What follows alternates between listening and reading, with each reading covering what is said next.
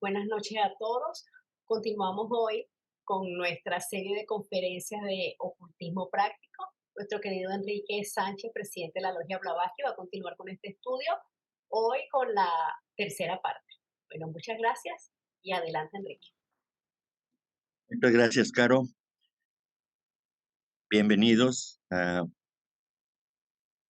esta nueva sesión de explicaciones acerca de temas diversos, que en este caso estamos tratando el asunto de el ocultismo práctico, que tiene que ver con la enseñanza y las reglas que se les imparten a los aspirantes al discipulado y a los propios discípulos. Entonces, estamos en el punto número 3, que dice: antes que tú, el maestro, impartas a tu lanú, es decir, tu discípulo, las buenas, sagradas palabras del Lamrim. eh, es un tratado que escribió este Lamrim, es un tratado que escribió Tsongkhapa, un místico de la India, dejó todo un tratado respecto de eh, las reglas que se deben seguir por parte de los discípulos. Entonces dice: palabras del Lamrim, o le permitas prepararse para Dubyet, debes asegurarte que su mente está profundamente purificada y en paz con todo, especialmente con sus otros seres. De otra manera, las palabras de sabiduría y de la buena ley se dispersarán y los vientos las disiparán. La explicación que da la señora Blavatsky en este sentido es la siguiente: Lamrim es una obra de instrucciones prácticas cuyo autor es Tsongkhapa. Consta de dos partes, una con propósitos eclesiásticos y exotéricos, o sea, externos, y la otra para su uso esotérico. La expresión prepararse para Dubyet implica alistar los objetos usados para la vivencia, espejos y cristales. Los otros seres se refiere a los condiscípulos. A menos que entre los estudiantes reine la armonía más grande, ningún éxito verá la luz. El maestro es el que elige según las naturalezas magnéticas y eléctricas de los discípulos, reuniendo y ajustando con sumo cuidado los elementos positivos y negativos. Entonces, eh, en este sentido, estas instrucciones prácticas es precisamente que eh, los discípulos tienen que llevar a cabo ciertas ceremonias que les permitan eh, tener todo lo necesario para que puedan ellos realizar lo correspondiente de acuerdo a lo que el maestro les indique. Recordemos que hay cristales, que hay gemas, que hay elementos de la naturaleza que poseen ciertos poderes y que son utilizados por los maestros para poder generar una cierta energía, una cierta conexión entre lo que se está enseñando y lo que se desea que se comprenda. Entonces, es esto precisamente a lo que se refiere, que es necesario eh, prepararse con todos los materiales necesarios para que se pueda hacer el trabajo correspondiente. Desde luego que no se dice cómo se usan, porque eso corresponde ya a otro nivel. Aunque nosotros lo supiéramos, no serviría de mucho. Y si pudiera servir, pero generalmente serviría para hacer magia negra. Y eso es lo que cuidan mucho los maestros, de no dar mayor información al respecto. Así que esto es lo que yo comprendo y lo expreso de esta manera, ¿no?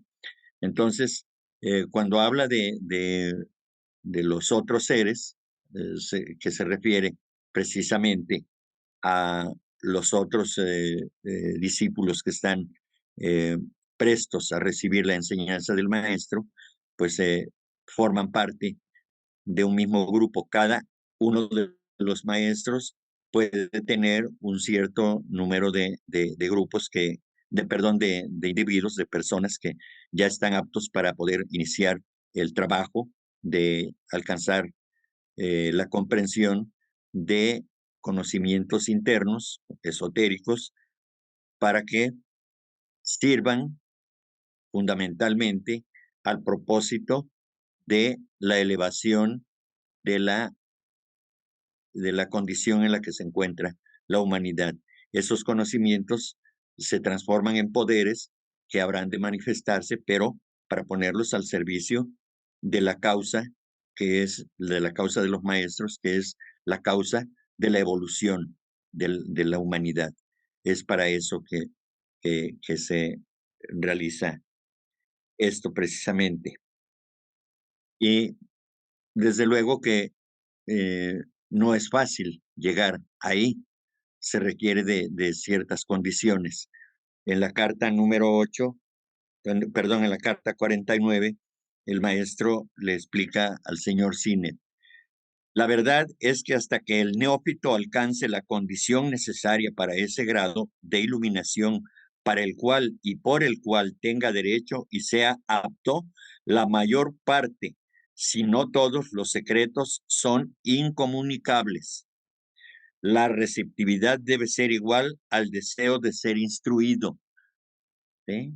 Creo que queda perfectamente claro que no cualquiera puede recibir estos conocimientos, estas instrucciones prácticas, solamente aquellos que están aptos para ser eh, entrenados precisamente para ese propósito, para el propósito de que esos conocimientos, de que el desarrollo de algunos poderes sea para el servicio de la humanidad. Y luego dice, el ayuno, la meditación, la castidad de pensamiento, palabra y obra, el silencio por ciertos periodos de tiempo para permitir que la misma naturaleza le hable al que se acerca a ella por información, el dominio de las pasiones e impulsos animales, el absoluto desinterés en la intención, la utilización de ciertos inciensos y fumigaciones con propósitos fisiológicos.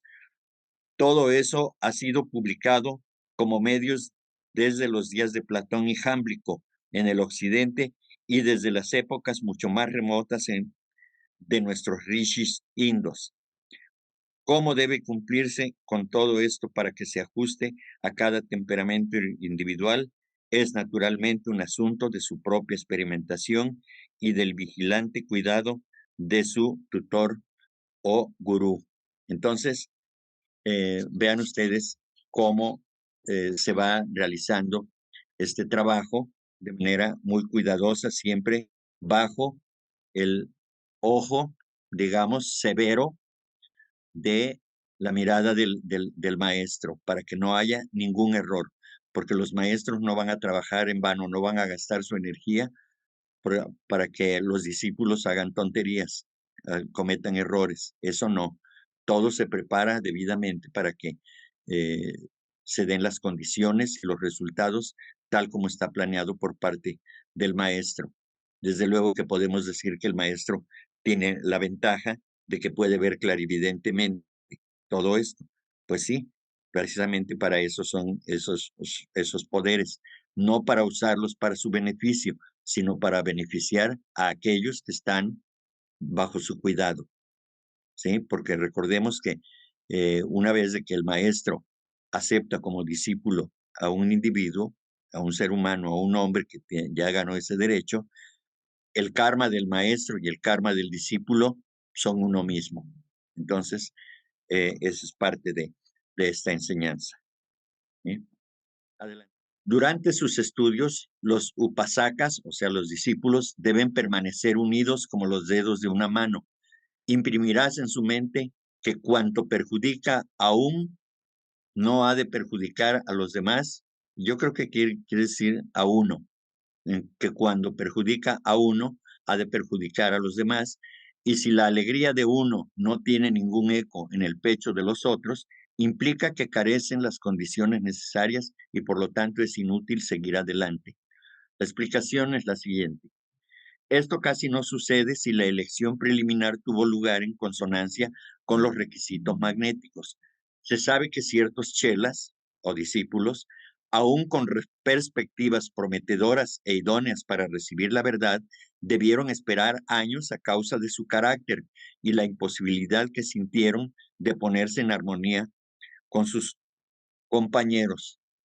En este sentido, cabe citar lo que le dice el maestro, el señor Sinet, eh, con respecto a este punto, que es necesario que haya unidad en este caso. Entonces, al respecto dice, la unidad siempre da fuerza y dado que el ocultismo en nuestros días se asemeja, perdón, a una empresa desesperada, la unión y la cooperación son indispensables. La unión implica en verdad una concentración de fuerza vital y magnética contra las corrientes hostiles del prejuicio y del fanatismo. Entonces, todos deben estar unidos en el mismo propósito, en la misma dirección, desde luego, y tratando de cumplir cabalmente con ese propósito. Y sin vacilación, sin dudar. El ejercicio, el trabajo tiene que hacerse con fundamento en el discernimiento y el poder de la voluntad para no desmayar, porque las pruebas son difíciles, cansan la mente fundamentalmente y también el cuerpo físico. Entonces, se tienen que cuidar mucho las emociones en este sentido y el trabajo del maestro es hacer que todos estén en la misma sintonía. Si no, no es posible hacer el trabajo. Debe haber armonía fundamentalmente para que las cosas puedan suceder. De otra manera, las energías se pierden, se dilapidan y ese no es el propósito de los maestros. El propósito es de que cada gramo de energía sea empleado apropiadamente para que el resultado sea óptimo. Eso. El gurú debe afinar a los condiscípulos como las cuerdas de un laúd o vina para animarnos un poco y aunque una difiera de las demás, cada una emite sonidos en armonía con las otras. Deben formar colectivamente un teclado que responda en todas sus partes al toque más leve, el toque del maestro.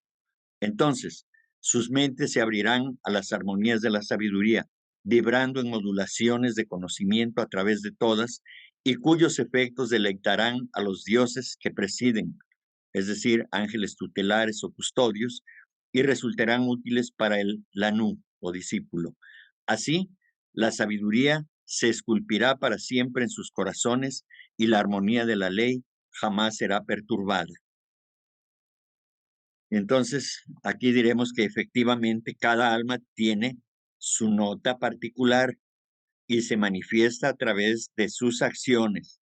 En este caso, las notas de los discípulos se armonizan como si fueran los diferentes instrumentos o las notas que emiten los instrumentos de una orquesta sinfónica, que suenan adecuadamente cada uno a su tiempo, sin perturbar el trabajo del otro, sino que se complementan unos a otros bajo la batuta del director, que en este caso es el maestro. Entonces, quise poner este símil.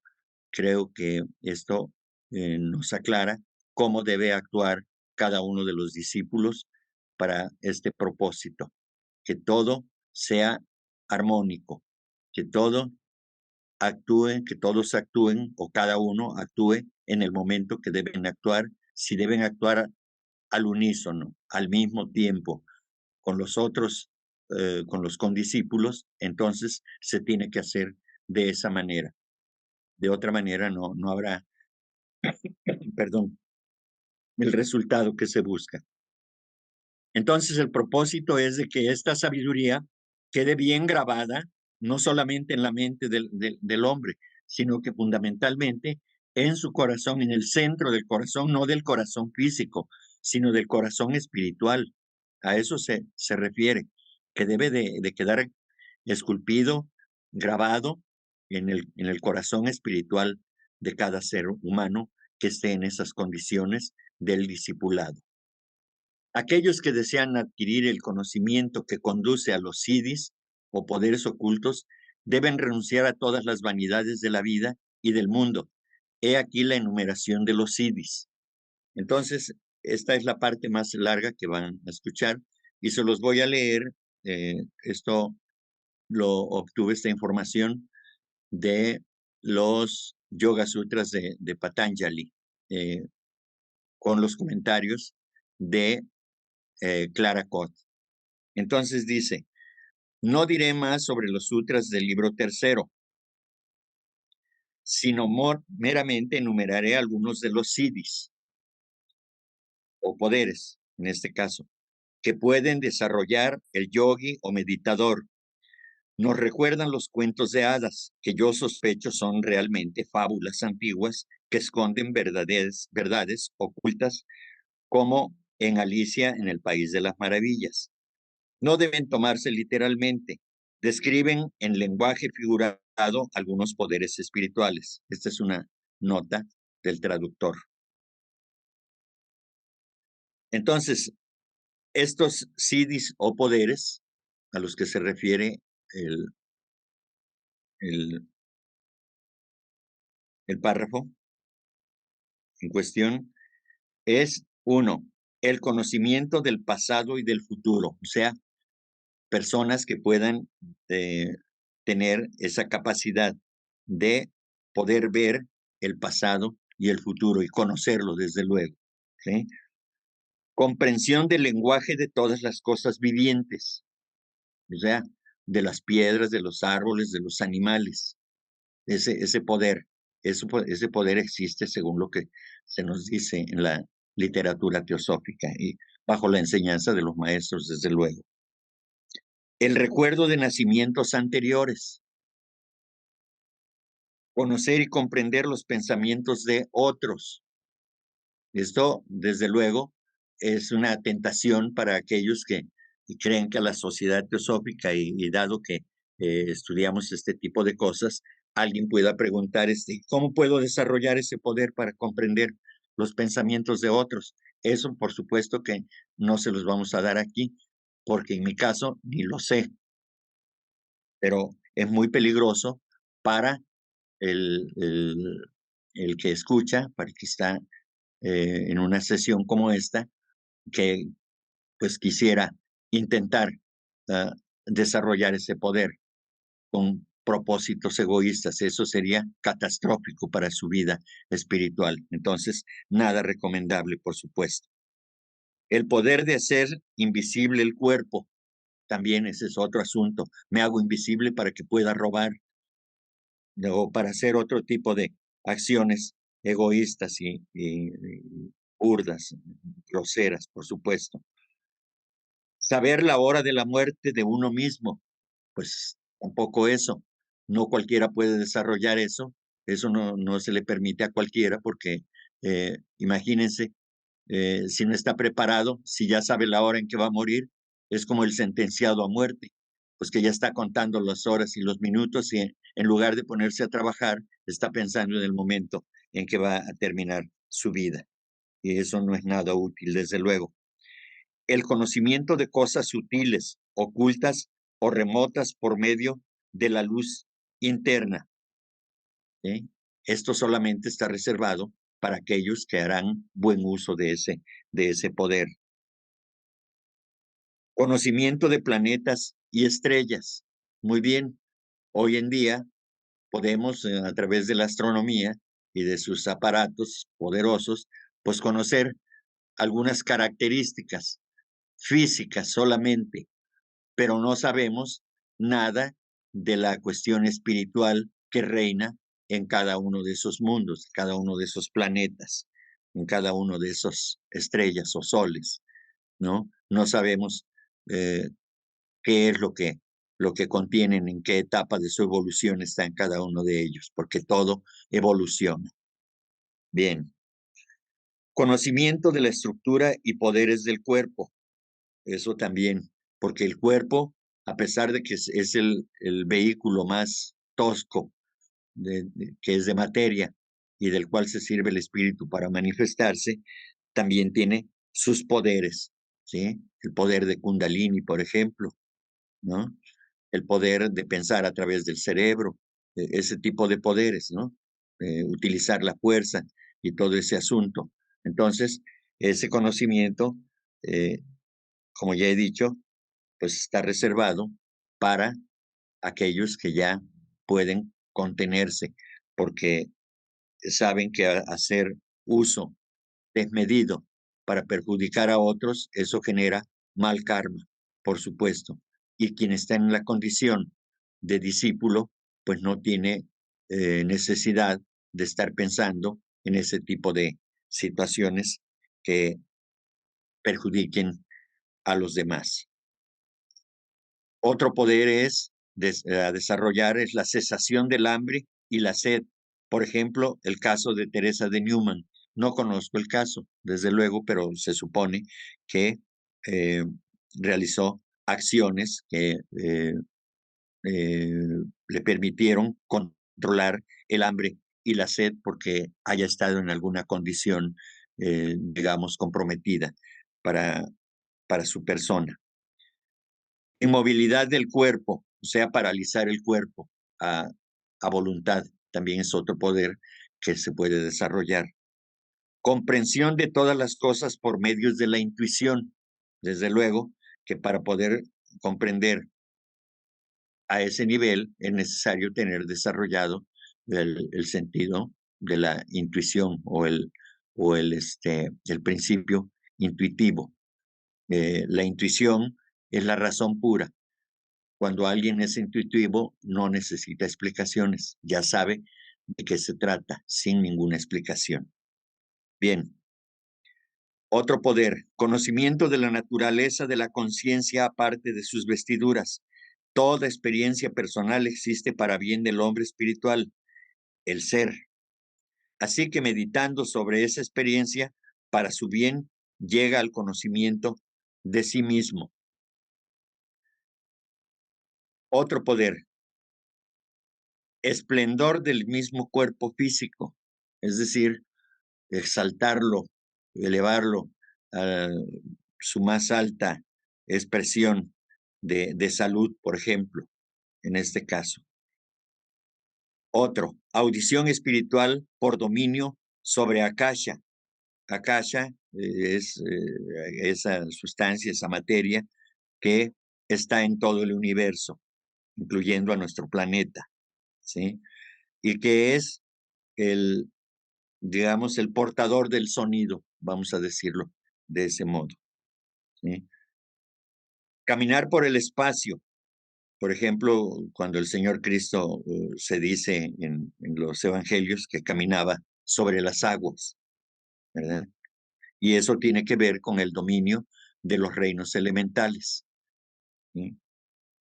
Entonces, un solo pensamiento, un solo deseo de un ser tan elevado espiritualmente como el Señor Cristo, y utilizando el poder de su voluntad, solamente con desear o con pensar, los elementales están a su disposición y obedecen.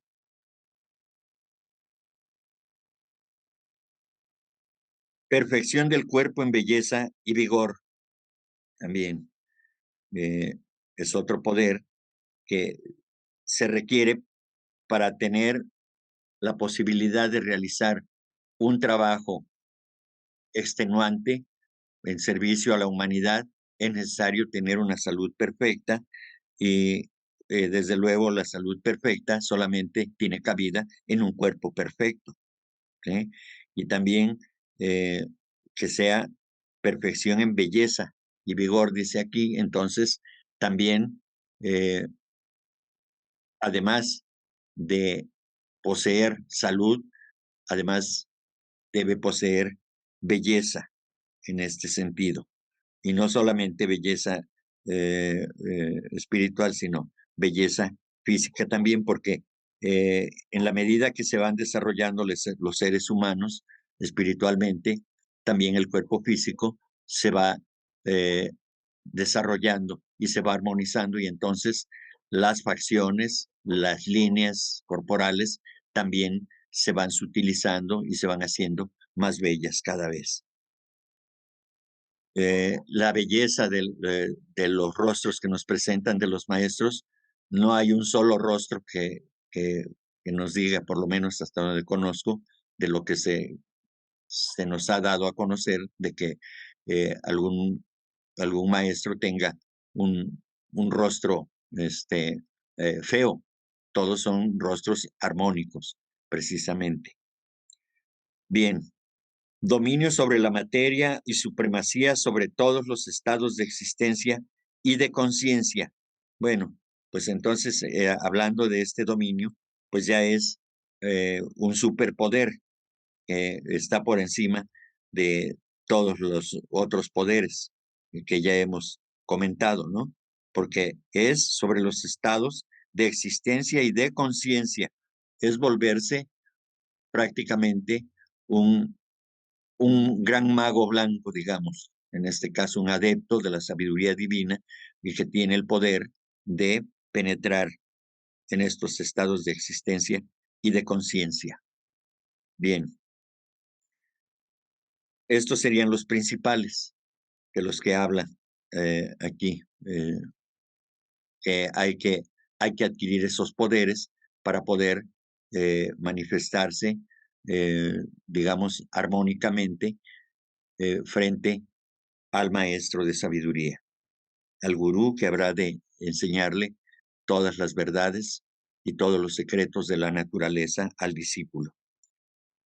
Dice, las escrituras indas enumeran también aviñas o poderes ocultos que pertenecen al adepto, tales como el ojo celeste, que es el conocimiento intuitivo de la índole de cualquier objeto, es decir, cualquier objeto bajo el poder intuitivo de la visión del maestro o de de un adepto, este, puede saber de qué calidad son las moléculas que está compuesta una piedra, por ejemplo, una gema o una un árbol, por decir, ¿no? Esa es una capacidad que puede tener, o que tiene un adepto para poder llegar a este estado de percepción. Luego dice, la conciencia omnipresente. Es decir, tener ese nivel de conciencia que esté presente en todo lugar. Su presencia es en todas partes. Tomar cualquier forma a voluntad y también hacerla invisible, oír y ver a distancia, leer el pensamiento, conocer el estado y antecedentes de cualquier hombre y las mentes y corazones de todas las criaturas, saber el pasado y la finalidad de las corrientes de vida. Hay algunos ejemplos de estos poderes en la vida del Cristo y paralelos a algunos de los que podemos llamar los idis o poderes cristianos, y enumeraré algunos de estos también, como las locuciones interiores por las cuales el místico conversa con la deidad.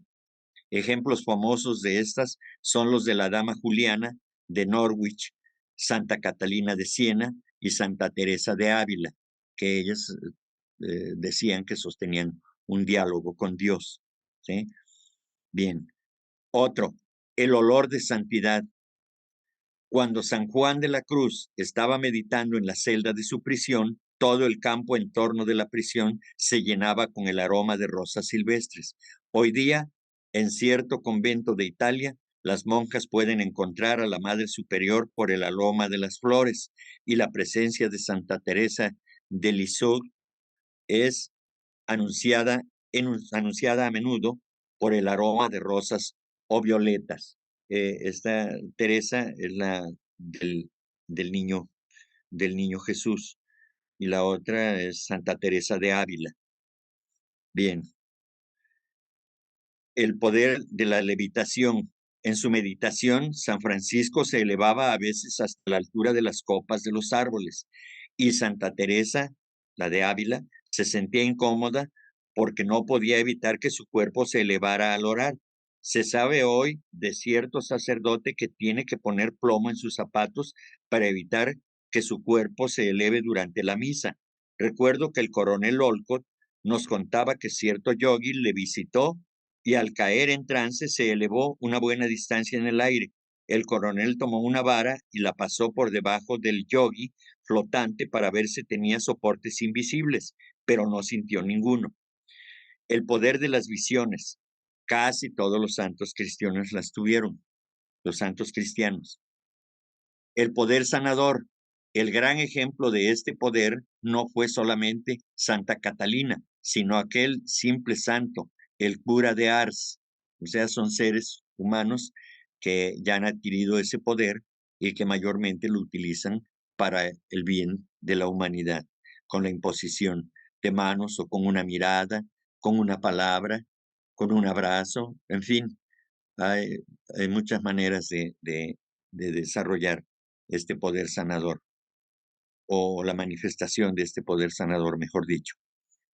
El, el poder del arrobamiento es lo que en Oriente se llama samadhi, es decir, caer en ese estado de éxtasis, de samadhi.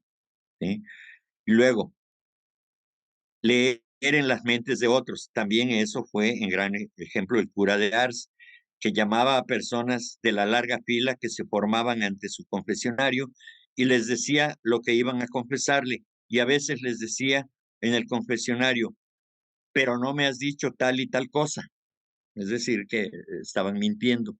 Entonces, eh, ya me imagino cómo se ponían los que estaban en el frente al padre Ars en este caso.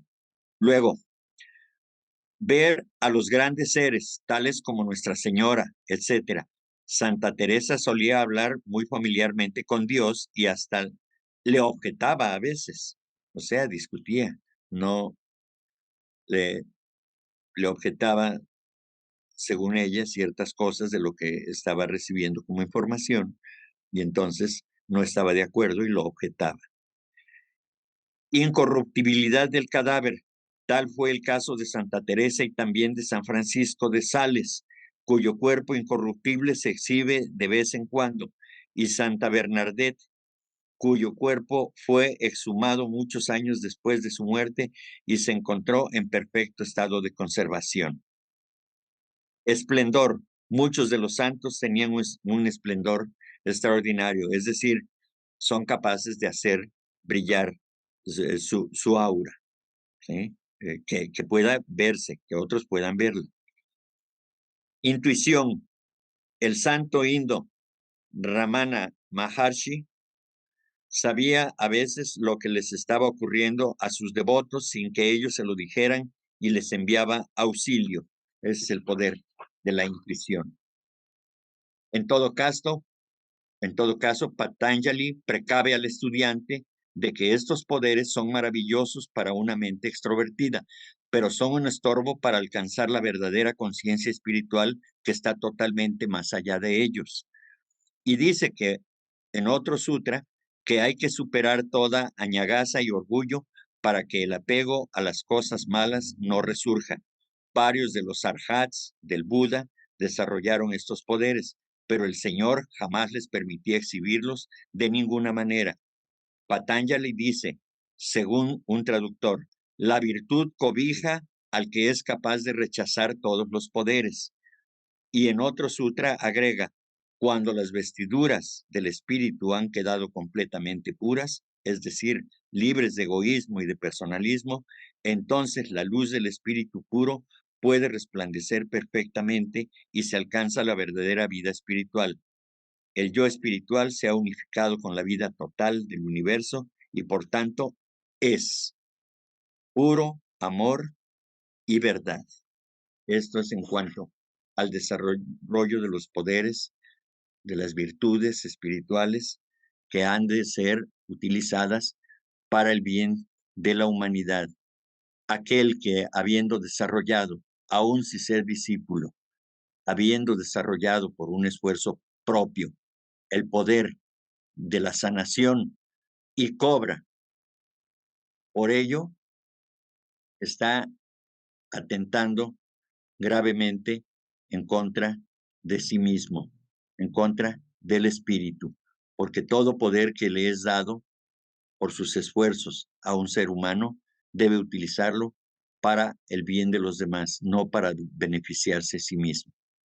Esto es muy delicado, que la señora Blavatsky hace énfasis en que todos los poderes que sean desarrollados han de servir para darles beneficios a los demás, no para el que los tiene desarrollados. Pero esas también son las mismas enseñanzas de los maestros. Debe practicarse un altruismo totalmente puro para poder hacer que la humanidad avance, que se le aminore el dolor, el sufrimiento. Y en eso es con respecto a aquellos que desean adquirir el conocimiento que conduce a los idis o poderes ocultos. Deben renunciar a todas las vanidades de la vida y del mundo. Entonces, hay que purificarse para poder tener acceso. De otra manera, no será posible. Desde luego que tenemos los casos de los magos negros, ¿sí? Que se sobreponen y con un enorme poder de voluntad logran esto. De hecho, los grandes magos negros que están a la altura en poder de los adeptos de la sabiduría eterna, pues han desarrollado sus poderes también de esa manera, pero con mucho trabajo, con, digamos, fortaleciendo el poder de su voluntad y manifestándola a través de la adquisición de esos poderes. Pero, desde luego que lo recomendable es de que se desarrollen siempre bajo las normas de los adeptos de la sabiduría divina. Ninguno puede seguir siendo un upasaka o un discípulo si se siente diferente a sus compañeros estudiantes diciendo, yo soy el más sabio, el más santo y grato al maestro o a mi comunidad que mi hermano, etcétera. Sus pensamientos deben enfocarse predominantemente en su corazón, ahuyentando todo pensamiento hostil hacia algún otro ser viviente. El corazón debe rebosar del sentimiento de su no separatividad del resto de los seres y de toda la naturaleza. De otra manera, no tendrá ningún éxito. Entonces, el maestro da la siguiente instrucción. Cuídate entonces del espíritu falto de caridad, porque se levantará como un lobo hambriento en tu sendero y devorará las mejores cualidades de tu naturaleza, las cuales han estado brotando a la vida. Ensancha tus simpatías en vez de limitarlas. Trata de identificarte con tus colegas en vez de contraer tu círculo de afinidades. Amigo, cuidado con el orgullo y el egoísmo, dos de las peores trampas para los pies de aquel que aspira a escalar los elevados senderos del conocimiento y la espiritualidad. Un lanú o discípulo solo debe temer la influencia externa viviente, las emanaciones magnéticas de las criaturas vivas, por lo cual, mientras es uno con todo en su naturaleza interior, debe separar cuidadosamente su cuerpo externo de cualquier influencia extraña. Nadie, excepto él, debe beber de su vaso o comer de su plato. Debe evitar el contacto corporal, ser tocado o tocar, tanto con los seres humanos como con los animales. La explicación es como sigue. No se permite ningún animal doméstico y se prohíbe aún tocar ciertos árboles y plantas. Un discípulo debe vivir, por así decirlo, en su atmósfera con objetivo de individualizarla para fines ocultos. Es decir, a partir de que se le da la confianza de ser un discípulo, debe cumplir al pie de la letra cada una de estas reglas. No hay de otra forma, no hay otra posibilidad de permanecer como discípulo. Si no está dispuesto, no es capaz, no tiene la fuerza para soportar esto, para separarse del, de la mundanalidad, pues entonces no está apto todavía. el hecho de no beber en el vaso en el que otro bebió o comer en el plato de otro que otro haya usado, no tiene que ver con un asunto de discriminación, tiene que ver con el cuidado de las energías que ahora posee ese ser humano que está en otra condición. El, el gran sacrificio que hizo el Maestro Jesús o el Señor Cristo, que por momentos ocupaba el cuerpo del Maestro Jesús, es una cuestión demasiado delicada para seres tan altamente, tan elevados en su espiritualidad. El espíritu sufre con el contacto por el contacto con la materia. Entonces, no es discriminación, es que hay que cuidar las energías, porque las energías de la materia pretenden acumular y entonces pueden robar las energías espirituales para volverlas, para transformarlas en la cosa material. Y eso sería una tragedia para un ser espiritual tan elevado. Y en el caso de los discípulos, pues si está luchando, ha luchado tanto para adquirir esa condición y echarla a perder solamente por dejarse llevar por sentimientos o por las ideas poco caritativas o poco, digamos, sabias, porque no tienen el conocimiento de lo que está ocurriendo realmente, de personas normales como nosotros o como yo por lo menos, pues eso iría en detrimento del desarrollo espiritual que tanto trabajo cuesta a un discípulo. Entonces, no es por discriminación, es porque se debe de cuidar esa energía, se debe de cuidar su armonía para que pueda servir a la causa del maestro. Entonces, hacemos esta aclaración porque pudiera parecer como discriminatorio, como yo ya no me junto con esos pobres individuos que están sucios o que están o que no me merecen, ¿sí? Que pudiera ser visto como un acto de orgullo. No es así. Entonces, eh, ellos, desde luego, que ya no sufren por esa situación en un momento determinado porque han comprendido que es más importante el servicio al maestro que está persiguiendo una causa elevada, que es la de toda la evolución de toda la humanidad, y no detenerse en cosas tan pequeñas como eso. Entonces, por eso generalmente los discípulos, ya en esa condición, pues son separados del mundo, ¿no? Vamos a decir, primero para recibir instrucción y posteriormente para que cuando tenga que convivir, porque tienen que hacerlo con los demás seres humanos, con el grueso de la humanidad, para que puedan servirles, pero deberán hacer cada una de las cosas que se les indican. Bien. Y en el caso de los animales, pues igualmente, también. Lo que pasa es de que cuando nosotros les damos afecto, por ejemplo, a los animales, le estamos dando de nuestra energía y los animales la reciben, pero eso es en detrimento, ciertamente, del desarrollo espiritual del hombre. Y estamos muy acostumbrados por lo que he visto, eh, y creo que hasta he escuchado, y por ejemplo, los perros son perrijos, o sea, ya son como sus hijos de las personas, ¿no? Que se expresan de esa manera. Y ese intercambio de energías, pues está dispar, porque la energía del hombre es de un modo y la energía del animal es de otro. Por más que un hombre sea vicioso, desde luego que eh, hay sus diferencias y hay afinidades también, hay condiciones igualitarias en un momento determinado, porque un ser humano pueda ser tan o más bestial que la propia bestia, que el propio animal. Entonces, sin embargo, al discípulo sí se le pide que evite el contacto con los animales porque ellos tienen su propia condición y generan sus propias energías que son propias de sí mismos, de ellos, de los animales, nuestros hermanos menores, ¿sí?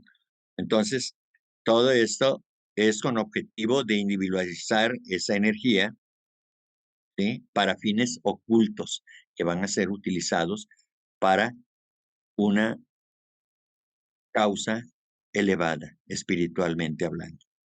La mente debe permanecer impermeable a todo, excepto a las verdades universales en la naturaleza, no sea que la doctrina del corazón se convierta solo en la doctrina del ojo, el ritualismo exotérico y vacío.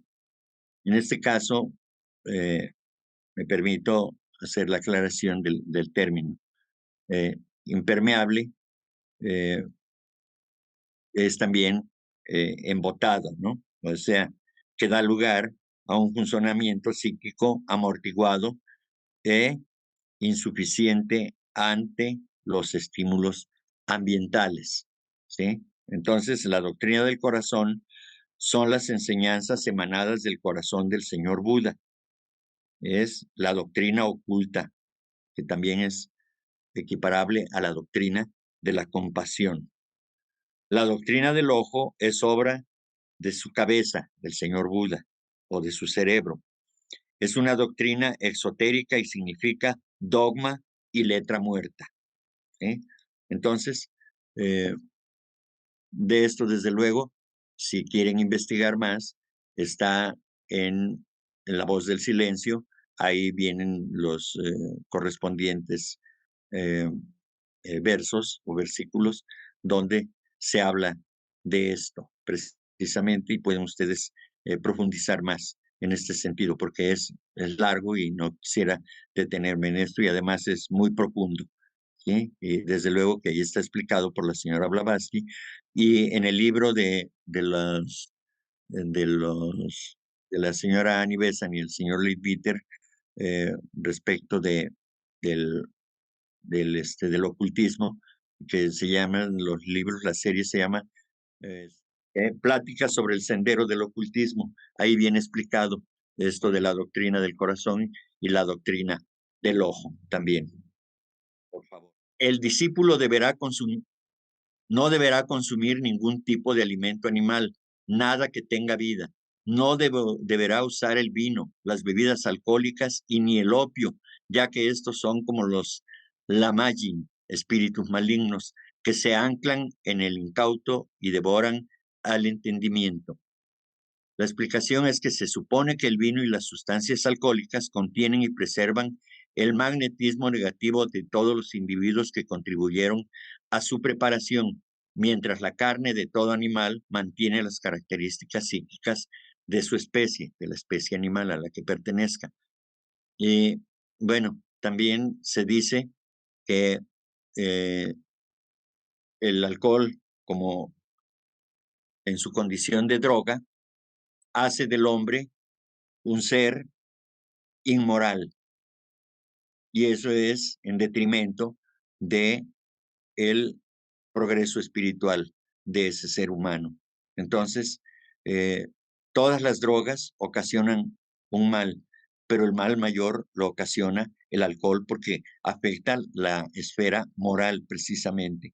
El alcohólico se vuelve inmoral, consciente o inconscientemente porque no puede de otra manera.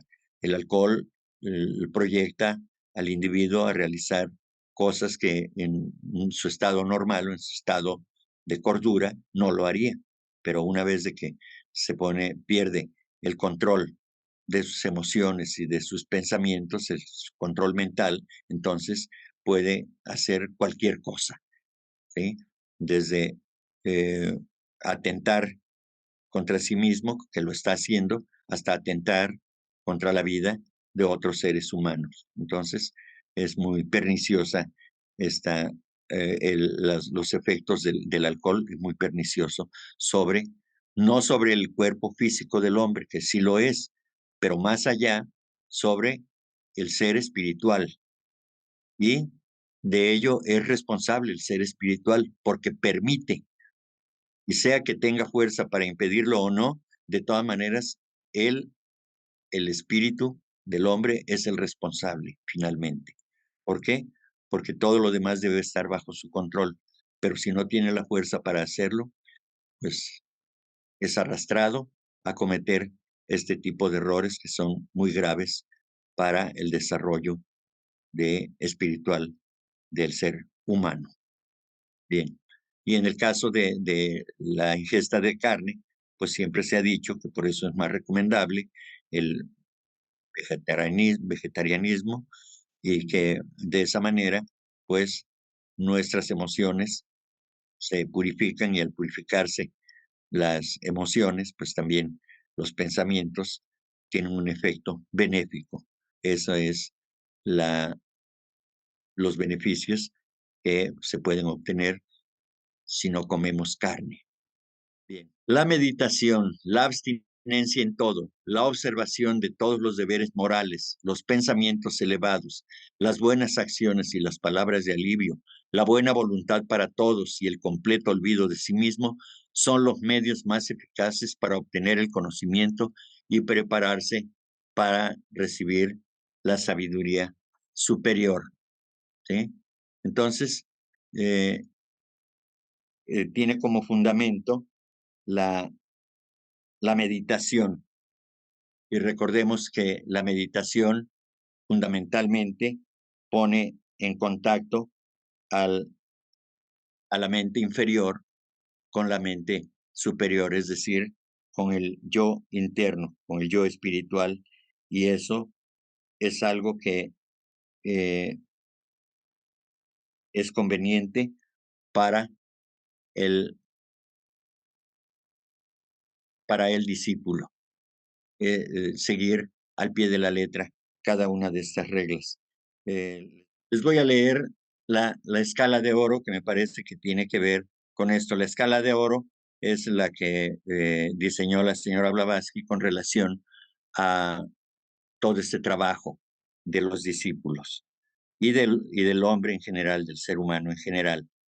Entonces, la escala de oro consiste en lo siguiente: vida limpia, mente abierta, corazón puro, intelecto despierto, percepción espiritual sin velos, fraternidad hacia el condiscípulo, presteza para dar y recibir consejo e instrucción, leal sentido del deber hacia el maestro, obediencia a los mandatos de la verdad, toda vez que hemos puesto nuestra confianza en él y creamos que el maestro las posee. Valor para soportar las injusticias personales, enérgica declaración de principios, valiente defensa de los que son injustamente atacados y mirada siempre fija en el ideal humano de progreso y perfección que revela la ciencia secreta. Esa es la escala de oro, por cuyos peldaños el aspirante puede ascender al templo de la sabiduría divina. Es el la declaración de la señora Blavatsky en este sentido. Entonces, a esto quise acomodarlo de esta manera, esta escala de oro, al contenido de este párrafo donde nos habla de la meditación, de la abstinencia en todo y demás. Entonces, toda la observación de estos deberes morales tienen que ver precisamente con esta escala de oro. La que un lanú o discípulo puede esperar adquirir en el tiempo propicio los siddhis de los arhats, es decir, los poderes de los adeptos de los que hablamos, cuyo desarrollo le permitirá unirse paulatinamente con el todo universal, solo observando rigurosamente estas reglas, de tal manera que todo lo que hemos estado tiene que ver justamente con este asunto que nos pone al final de todo esto. Ya para finalizar, les voy a leer lo que dice al final de, de estas reglas. Es algo extenso, son 3 páginas, lo que le precede a esto último, pero se los voy a leer. Dice, en cada uno de los grados del discipulado, la clave está en el mismo aspirante al discipulado. No es el temor de Dios el principio de la sabiduría, sino que el conocimiento del yo, es decir, del yo interno, es la sabiduría misma. Al estudiante de ocultismo que ya practica alguna de las reglas precedentes, se le representa grande y verdadera la respuesta del oráculo de Delfos a todos cuantos anhelan oculta sabiduría y que el sabio Sócrates repitió corroborándola varias veces. Hombre, conócete a ti mismo. Pero ese conocimiento no es sobre la personalidad, sino conocerse espiritualmente. Y desde luego que para ello es necesario alcanzar una condición tal que le permita llegar a ese estado de conciencia que también le va a franquear, le va a permitir poder hacer un estudio, un análisis interno de sí mismo. Y como la señora Blavatsky dice que la justicia empieza por uno mismo, entonces habrá que reconocer sus defectos, pero también sus virtudes. Eso es conocerse a sí mismo, conocerse espiritualmente, conocerse internamente y tener el valor de aceptar los defectos y también saber que tiene virtudes y que son para el servicio de los demás. Así concluimos con esta tercera parte y final de el ocultismo práctico que hemos desarrollado desde hace 2 semanas y hasta esta en la que finalmente terminamos con este tema, agradeciéndoles su atención, su paciencia y su colaboración a través de las preguntas que han hecho en las otras sesiones y desde luego que espero que en esta ocasión también hagan sus respectivas colaboraciones a través de preguntas o declarando algún punto de vista que tengan por ahí cada uno de ustedes. Muchas gracias y adelante. Muchas gracias, Enrique, por tu conferencia que de verdad que nos pone a todos a reflexionar y a pensar, bueno, y a asumir que no es un camino fácil el del adectado, difícil, lleno de mucho esfuerzo, de mucho sacrificio. Y cuando nos comentabas también lo de los CIDIs, pues vemos como nuestra sociedad que está tan corrompida, a veces lo que quiere es acercarse a organizaciones que lo que quieren es que le den soluciones fáciles y quiere poderes para usarlos para su egoísmo. De verdad que hay que ver la nobleza de todos estos adeptos que se han sacrificado tanto por nosotros y se siguen sacrificando, que es quien mantiene la vida espiritual de toda la humanidad. Así que muchísimas gracias, Enrique, de verdad que mucho por reflexionar y bueno, a seguir trabajando cada uno poniendo su granito de arena, tratando de ser cada día mejor, uno mismo en su casa, con su familia y así lo aumentando con sus vecinos y etcétera. Muchas gracias, Enrique. Gracias a ti, Caro, por tu comentario. Me haces pensar en aquellos que se dedican a la selección de personal, que para que su empresa funcione correctamente, para que obtengan los mayores beneficios, eh, son desechadas aquellas personas que no les van a ser útiles, ¿sí? Y cuando el empresario, cuando el dueño de la factoría, de la empresa, utiliza convenientemente el resultado de los bienes obtenidos y que lo comparte con la humanidad, pues está muy bien, pero cuando sirve solamente para atesorar para sí, para su familia solamente, para disfrutar de la vida, pues entonces está haciendo un acto contrario a las leyes de la armonía universal. Gracias, Caro. Enrique. Que los maestros de verdad que como dicen, no desperdician energía, ya prevén quién en algún momento podría ser capaz de llevar ese arduo trabajo, que hay mucha gente que quiere postularse sin ni siquiera tener purificados sus vehículos inferiores. Y pues los maestros como que ni voltean, no gastan energía en algo que no ameritan, como nos comentabas, Bueno, porque recordemos que en los primeros tiempos de la sociedad teosófica, hubo muchos interesados en hacerse discípulos de los maestros y todos fracasaron. a excepción de uno, el señor Damodar, ¿sí? Pero de ahí en fuera, todos fracasaron, sobre todo los occidentales, ¿eh? Entonces, no, no es fácil llegar ahí. Hay un arduo trabajo por delante y en eso estamos. Gracias, Caro. Un poco me entra la inquietud, ¿qué tipo de meditación?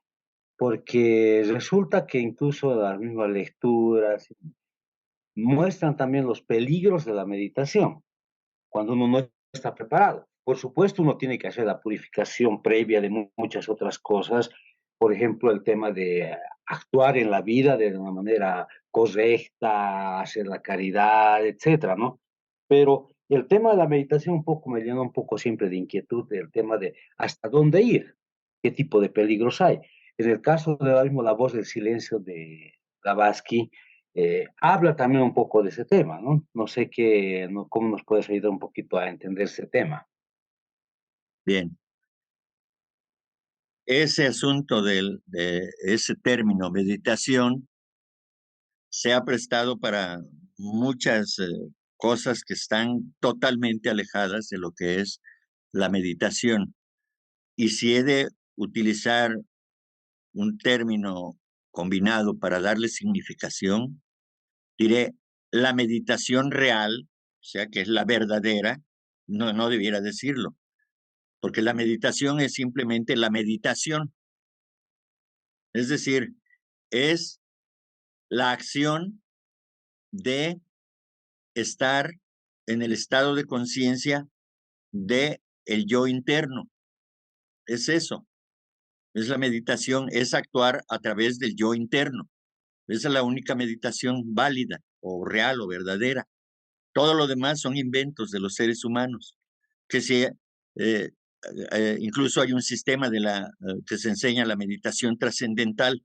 La meditación en sí misma es trascendental, no necesita el adjetivo, ¿sí? Entonces, todo lo demás, los inventos que hace el hombre con respecto a que hay meditación sobre esto, que sobre aquello, eso no es meditación, son cosas que el hombre inventa y cree que está meditando. La meditación es estar, que darle expresión a nuestras acciones a través del ser interno. Es eso, es tener conciencia de que está uno conectado, la personalidad se subyuga a la majestad del yo interno y se borra propiamente la personalidad con todos sus defectos. Entonces, eso es solamente el yo interno, el yo superior, la mente superior, nos da esa paz, porque vive en el reino de la paz. Solamente eso. Cuando la personalidad se conecta con ese principio manásico, con ese principio espiritual, que es la mente superior, es entonces que se puede decir que realmente está meditando. Todo lo demás no existe como meditación, ¿sí? Entonces, lo que nosotros debemos hacer, Krishnamurti da ejemplos muy sencillos. Entonces dice, un estudiante que está absorto conscientemente, está con toda su atención, diremos atención plena, sobre su estudio, ese niño está meditando, ese joven está meditando, esa persona está meditando porque ha centrado su atención en un objeto y no varía, está totalmente atento a ese proceso. Eso es meditar, no tener una desviación de la atención en otras cosas, exclusivamente en el objeto de su interés en ese momento, y eso es meditar. Ese es cuando la mente superior está en acción, ¿sí? Entonces, es eso. Pero además, no tiene otros objetivos más que el beneficio de adquirir un conocimiento. Es eso, ¿verdad? Porque si yo digo, voy a meditar para sentirme relajado, para sentirme bien todo el día, por eso me levanto a las 5 de la mañana y medito, para que tenga yo energía para rendir mejor y para estar en las mejores condiciones, a todo el mundo regalarle sonrisas y demás, y yo sentirme pleno. Eso no es meditar, eso es concentrar los pensamientos en un objetivo que tiene una dirección, que tiene un destino. Y regularmente son objetivos egoístas, por lo que acabo de decir. Hay quienes meditan para tener la sensación de placer, es decir, de sentirse a gusto, de estar tranquilos, ¿sí? Eso no es meditar, eso es condicionarse a sí mismo, centrar el pensamiento en un objeto egoísta, ¿sí? Yo, pues, todo lo que he escuchado de las conferencias de Krishnamurti, pues, van en ese sentido, solamente, ¿sí? No, no hay otra meditación. Lo demás no existe para mí, solamente lo que es la realidad. Es decir, que el ser superior se exprese. Eso es meditar. Gracias, muy buenas noches a todos. Buenas noches, Enrique. Excelente, como siempre, todas tus interlocuciones y todas tus enseñanzas que vas acumulando en todo lo que nos das, realmente nos enriquece. Y solo quería hacer hincapié en esta palabrita de los idis por aquello de que nos volvamos a confundir, por aquello que tengamos la intención de buscar esos idis tan persistentemente o por lo menos uno de ellos, aunque sea uno de ellos.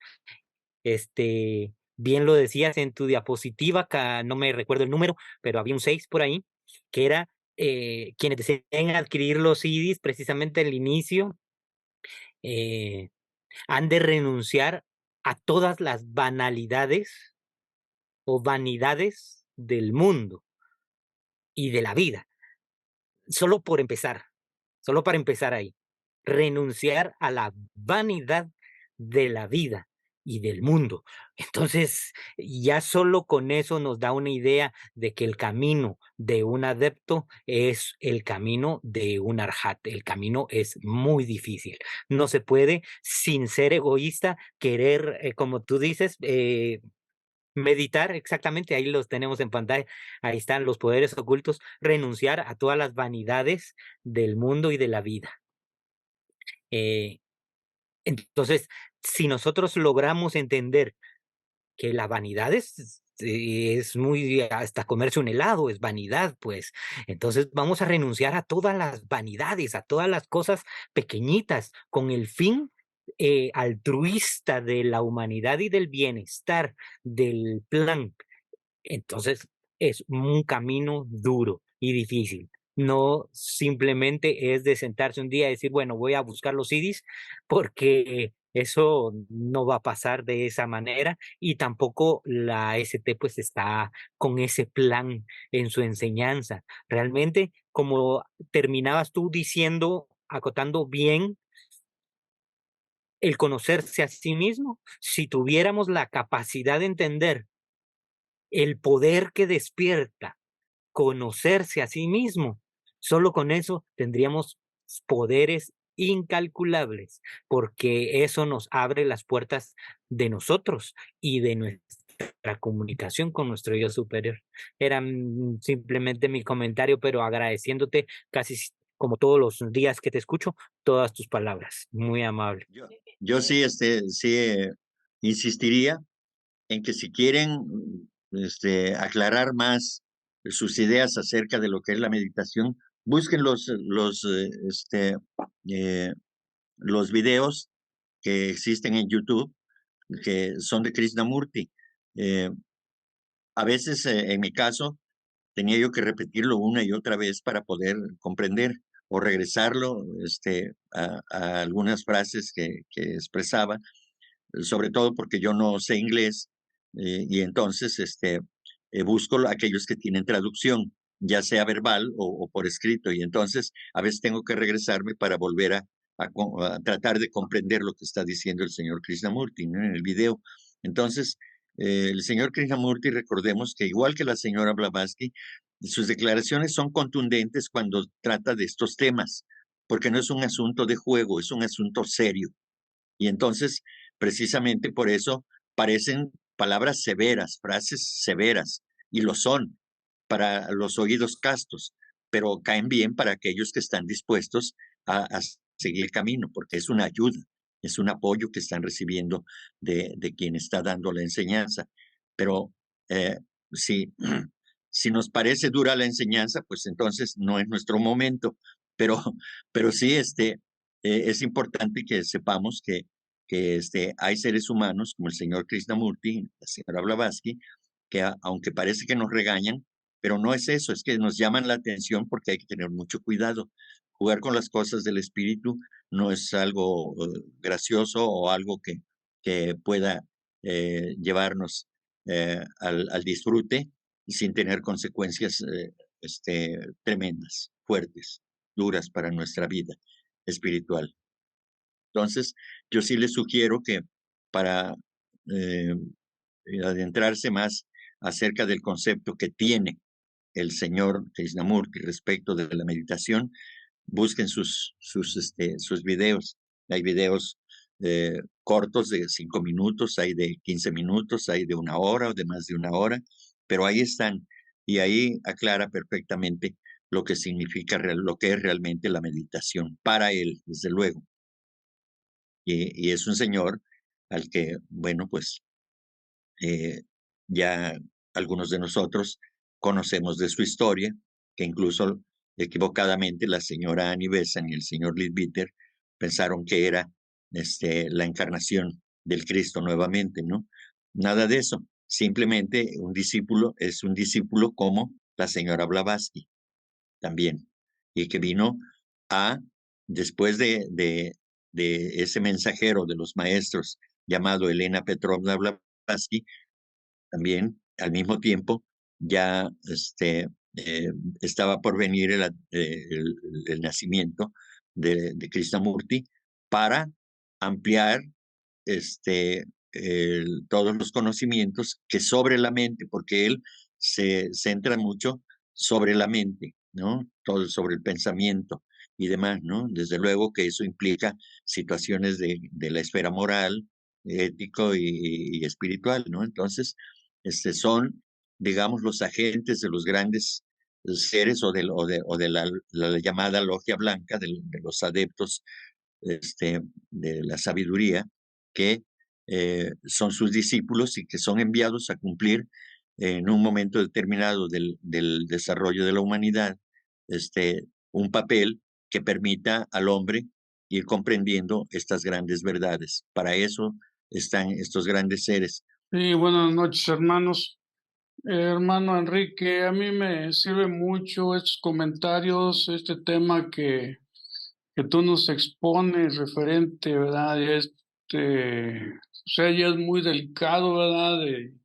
Y muy profundo, porque muchas veces andamos muy mal orientados, ya seguimos que, mira, puedes hacer estos ejercicios de meditación o estos otros, y a veces seguimos a personas que pues no están ni en la corriente en cual estamos, ¿verdad? Y nos malorientan. Yo creo que es muy importante este tema, ¿verdad? Nos puede centrar, nos puede ubicar en muchas cosas. Inclusive yo cuando entré, oye, le decía a Eulogio, el que me invitó, oye, pues cuando empezamos a meditar, ¿no? Pues a ver cuándo, y ahí metí, cosa que nunca, y ahora estoy comprendiendo por qué, ¿verdad? O seguir un método, ¿verdad? Según las lecturas, pues esto es como la vida particular de cada quien ahí va desarrollándose, y como pues, nos has dicho, ¿verdad? Pues si no lo logramos en esta vida, será en la siguiente, pero pues, de todos modos hay que hacer algo, ¿verdad? Y seguir perfeccionando, seguir las enseñanzas que se dan aquí en Teosofía. Yo te agradezco, mi hermano, ¿verdad? Estos temas tan importantes y que sí nos deben de ubicar, porque a lo mejor algunos ya tenemos este tipo de meditaciones, pero a lo mejor no lo hacemos correcto, ¿verdad? Y todos modos no vamos a desarrollar. Muchas gracias, hermano. Buenas noches a todos. Gracias, José Cleopas. Sí, efectivamente, pues hay pasos para poder alcanzar el estado meditativo. Lo primero es atención, lo siguiente es concentración y, y ya después ya se entra al estado de meditación. Pero son pasos que se van dando y claro, los que ya están debidamente entrenados, el asunto de la atención y la concentración se vuelve meditación prácticamente, ¿no? Y entran prácticamente de manera directa a ese estado de conciencia meditativo. De otra manera, pues no sé. Es necesario, primeramente, entrenarse. Es un entrenamiento arduo de varias encarnaciones, ¿sí? Si yo les digo en este momento, a ver, porque es un ejercicio que se pone, ¿no? Para lograr la atención. Vamos a poner atención en nuestra respiración, cuando inspiramos y cuando expiramos el aire, ¿no? Y todo, llevar todas esas sensaciones pero que no intervenga otra idea, que no empecemos a utilizar el poder de la mente inferior y, ay, creo que estoy haciendo la respiración corta, creo que la estoy haciendo demasiado profunda, creo que esto, y entonces se perdió, ya no se puso atención. Entonces, por eso es precisamente, no es sencillo llegar a ese estado de meditación. Primero hay que poner atención, es lo fundamental. Y después, ya una vez que logró uno esa atención sobre el objeto de la meditación, que no puede ser, no debe ser, este, en términos generales, no necesariamente un objeto físico, cualquier otro objeto, ¿no? Pero pues así, tiene sus pasos, hay un entrenamiento arduo, penoso, largo, entonces no es de una sola encarnación. Aquellos que ya saben que ya meditan, no que sepan, que ya meditan, pues es porque ya tienen una experiencia de vidas anteriores. Gracias, José.